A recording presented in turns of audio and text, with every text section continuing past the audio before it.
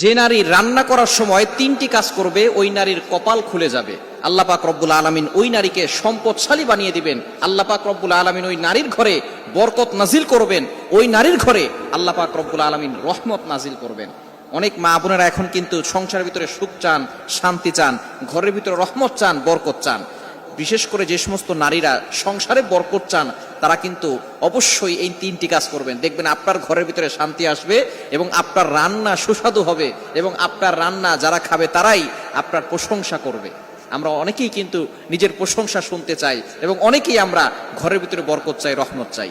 এজন্য আমরা এই তিনটি কাজ করব।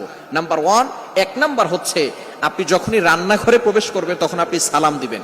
মনে রাখবেন রান্নাঘরে কিন্তু চুলা আছে। এই চুলা, গ্যাসের চুলা বলেন আর যেই চুলাই বলেন, এই চুলা থাকার কারণে যখন আপনি রাতের বেলা সেখানে থাকেন না, এখানে কিন্তু জিন জাতি থাকার সম্ভাবনা আছে। এই জন্য যখনই আপনি রান্নাঘরে ঢুকবেন তখনই সর্বপ্রথম 1 নাম্বার কাজ করবেন, সালাম দিবেন, আসসালামু আলাইকুম ওয়া রাহমাতুল্লাহ। কেউ থাকুক আর না থাকুক, ঘরে যখনই প্রবেশ করবেন, যদি ঘরে কেউ নাও থাকে তারপরে সালাম দিবেন, কারণ ঘরের ভিতরে অনেক সময় শয়তান থাকে।